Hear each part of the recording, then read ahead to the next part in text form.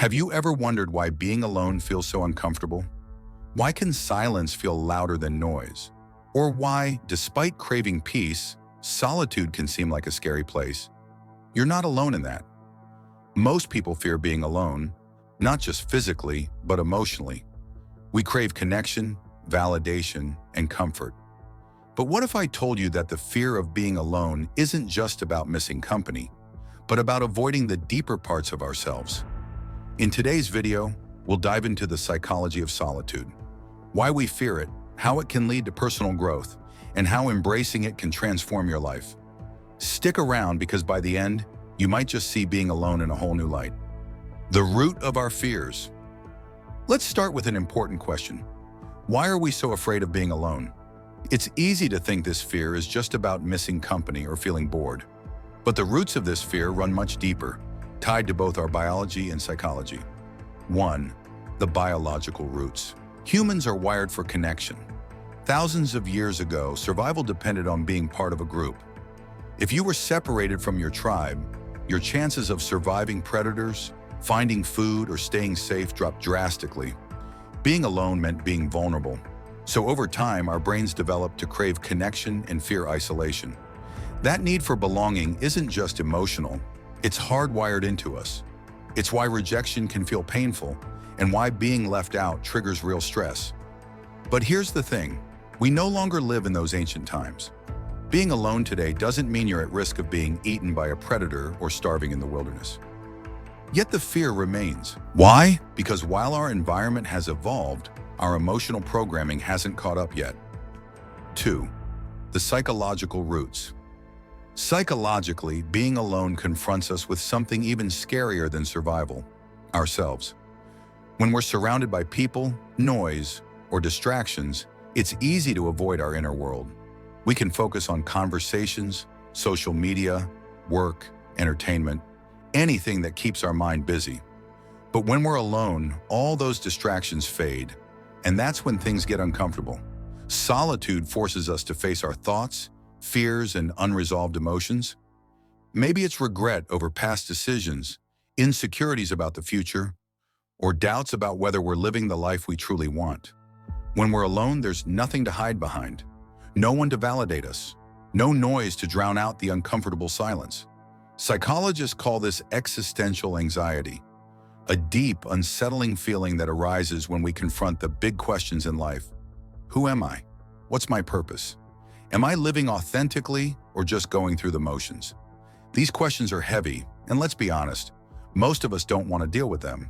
So we avoid being alone, not because solitude itself is dangerous, but because it exposes truths we might not be ready to face. It's like standing in front of a mirror that shows you not just your reflection, but everything inside you, your hopes, your fears, your flaws, and for many, that can be overwhelming. 3. The fear of rejection. There's another layer to this fear too. Many people associate being alone with rejection. If you're not surrounded by friends or constantly socializing, it can feel like you've been abandoned or that you're not good enough to be chosen by others. Social media makes this worse. We see people posting pictures with friends, going out, laughing, living seemingly perfect lives. And when we're alone, it's easy to feel like we're missing out or that something's wrong with us. But here's the truth. Being alone and being lonely are not the same thing. Solitude can be a choice, a healthy, empowering one. But we often mistake it for loneliness, which feels forced and painful. And that's why so many people avoid it. Because in our minds, alone means unloved, unwanted, rejected. But is that really true? Or is it just a story we tell ourselves to avoid the discomfort of sitting with our deeper thoughts? Now that we've uncovered the roots of why we fear being alone, let's talk about what happens when we actually embrace solitude. Because solitude isn't just empty space or silence, it's a mirror. Let's be honest, most of us avoid solitude because we don't like what we might see in that mirror. When we're busy, surrounded by people, or plugged into social media, it's easy to keep uncomfortable emotions at arm's length. If you've ever reached for your phone just to avoid sitting in silence, you know exactly what I mean. But when you're alone, distractions disappear. That's when the mind gets loud. Regrets might resurface. Insecurities creep in. Memories you'd rather forget start replaying. Doubts about the future feel heavier. And let's face it, who wants to sit with those emotions? It feels easier to avoid them, to drown them in noise or busyness. But the more we avoid, the more power they gain over us. Because here's the truth. What we avoid doesn't disappear. It waits. It lingers. It shapes how we feel and behave, often without us realizing it. But here's where the power of solitude comes in. When we stop avoiding the mirror and start facing it, something incredible happens. We begin to understand ourselves in a deeper, more honest way. Let me share a simple story to illustrate this. There was a man who spent his life avoiding solitude. He kept himself constantly surrounded by friends, noise, and activity.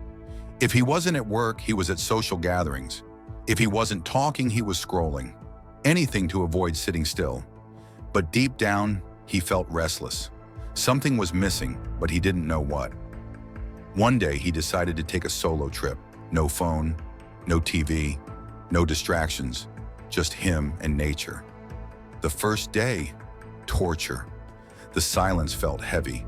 His mind ran wild with old regrets, mistakes, and uncomfortable emotions.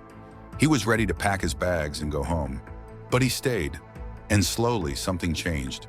He started noticing the beauty around him, the sound of birds, the breeze on his skin, the rhythm of his own breath. More importantly, he started noticing himself. He confronted emotions he had buried for years, fears he never wanted to face, dreams he had long forgotten. And though it was painful, it was also freeing. When he returned home, he was lighter. Not because his problems had magically disappeared, but because he had faced them. He had accepted them. And in doing so, he found clarity and peace. This is the power of the mirror of solitude. It reveals the parts of ourselves we often overlook or suppress. But instead of seeing this as a punishment, we can see it as a gift. Because how can we grow if we don't know what's really going on inside us? How can we heal if we keep running from our pain? How can we live authentically if we don't know who we really are? Solitude gives us that knowledge. It reveals our desires. What do we truly want from life? Not what others expect of us, but what genuinely matters to us. Our fears. What's been holding us back? What are we afraid of facing or losing? Our patterns. Are we repeating behaviors that no longer serve us? Are we caught in cycles we need to break? Our values. What do we stand for? What gives our lives meaning?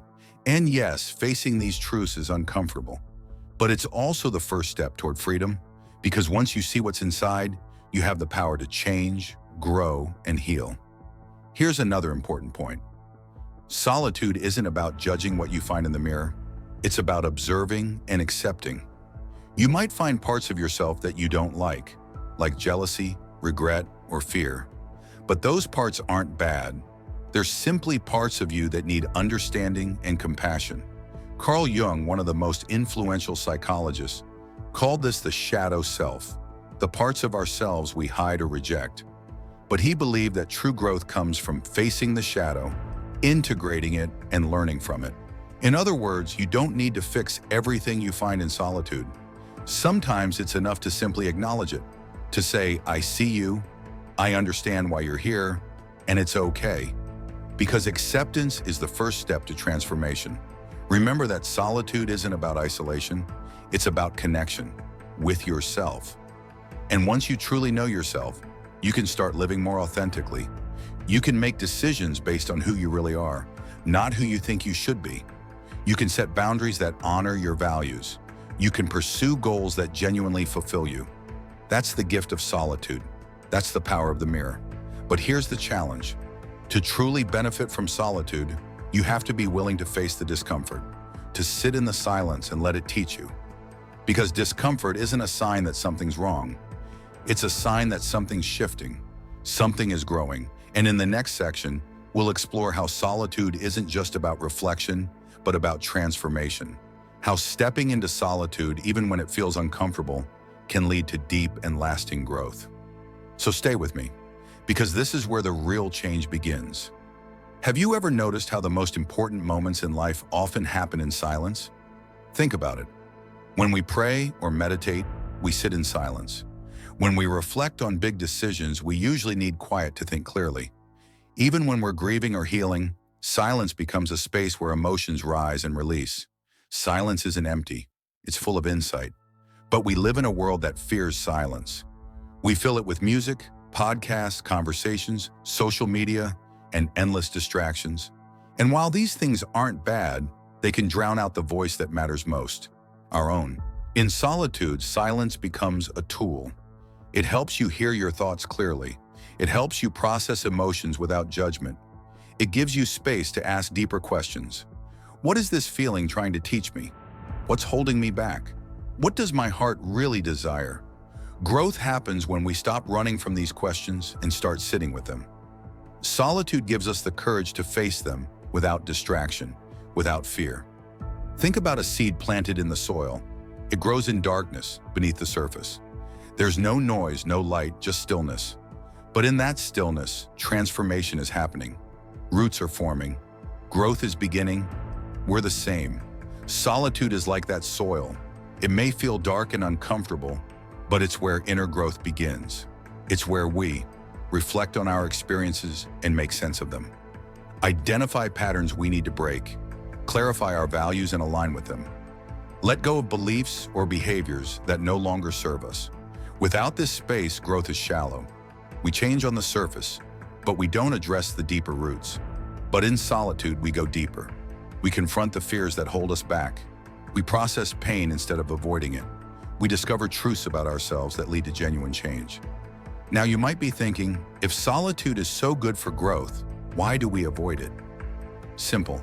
Because growth feels like loss at first. Letting go of an old belief can feel like losing a part of yourself. Changing habits means saying goodbye to comfort. Facing painful memories can feel like reliving the hurt. But that's how transformation works. Like pruning a plant, growth often starts with cutting away what's no longer healthy. It feels painful, but it makes space for new life. And here's the beautiful part.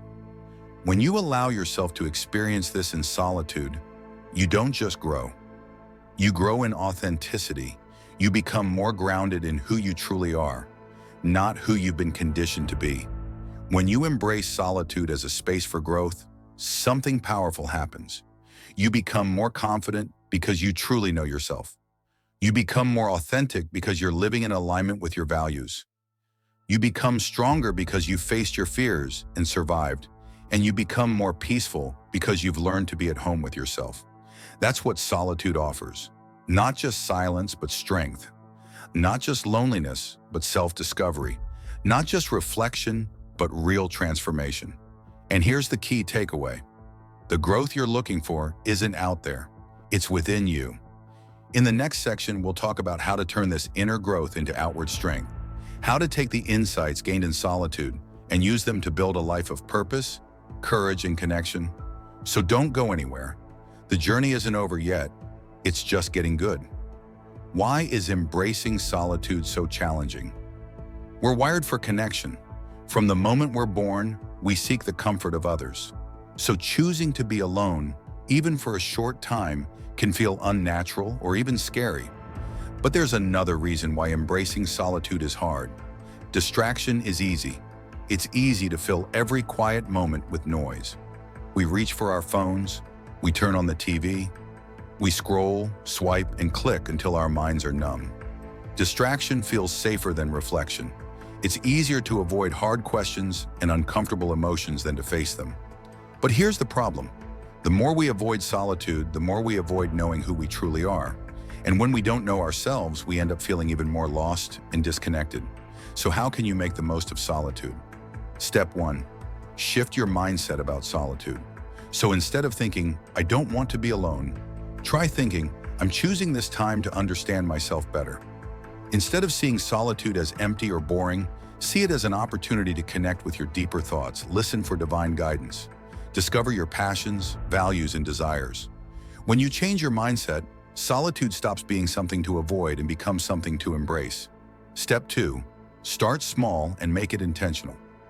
Here are some simple ways to begin. Start your day with 5 to 10 minutes of quiet reflection. Go for a walk in nature without music or podcasts. Pay attention to your surroundings. Feel the ground beneath your feet. Listen to the sounds of nature. Eat one meal a day without distractions. Focus on the taste, texture, and experience of eating. Let it be a moment of mindfulness. Before bed, sit quietly and reflect on your day. What did you learn? What emotions came up? What are you grateful for? The goal isn't to force silence, but to create intentional pockets of solitude where you can reflect and reconnect. Step 3. Journal your experience. Journaling is one of the most powerful ways to embrace solitude. Why? Because it gives your thoughts a voice. When we're alone, our minds can feel chaotic, but writing helps us process and organize those thoughts. It helps us face emotions we might be avoiding and discover insights we didn't know were there. Here are some journaling prompts to help you deepen your solitude practice. What emotions am I feeling right now? What are they trying to tell me? What thoughts keep repeating in my mind? What might they be trying to tell me? What am I grateful for today? What parts of myself am I avoiding? How can I face them with compassion? What does my ideal life look like? What steps can I take to move toward it? You don't have to write perfect answers. Just write honestly. Let it be messy. Let it be raw. That's where the real growth happens. Step 4. Embrace discomfort as a teacher. Here's a hard truth. Solitude will feel uncomfortable at first. Your mind might race. Old regrets might surface. You might feel restless or anxious. But that discomfort is not a sign that you're doing it wrong. It's a sign that you're doing it right. Discomfort means you're facing the emotions and thoughts you've been avoiding, and that's exactly where growth begins. So instead of running from discomfort, try to embrace it. Sit with it. Ask it questions like, what are you here to teach me? Why am I feeling this way? What can I learn from this moment? The more you welcome discomfort, the less power it has over you. Eventually, discomfort turns into clarity. Confusion turns into insight. Pain turns into healing. Step 5. Connect with a higher power. If you're a person of faith, solitude can also be a powerful space to connect with God or a higher power. Use solitude as a time for prayer, meditation, or simply listening. Ask for guidance. Surrender your worries. Open your heart to whatever insights come. Because sometimes solitude isn't just about hearing your own thoughts. It's about hearing divine wisdom that can't break through when life is too noisy. And even if you're not religious, solitude can still be a space for spiritual reflection. A space to ask bigger questions. What's my purpose? What really matters to me? How can I live with more meaning? Solitude becomes a sacred space when we treat it as such. Step 6. Create boundaries for solitude. To truly embrace solitude, you'll need to protect it. That means setting boundaries, not just with others, but with yourself. Turn off notifications. Put your phone on silent. Better yet, leave it in another room. Say no to unnecessary distractions. Be intentional about what you let into your mind. If you know scrolling social media pulls you away from self-reflection, take a break from it. Communicate with others. If you live with family or friends, let them know you're carving out time for solitude. It's not about distancing yourself from them, but about reconnecting with yourself so you can show up better for them later. Boundaries create the space you need for solitude to thrive. Step 7. Be patient with the process.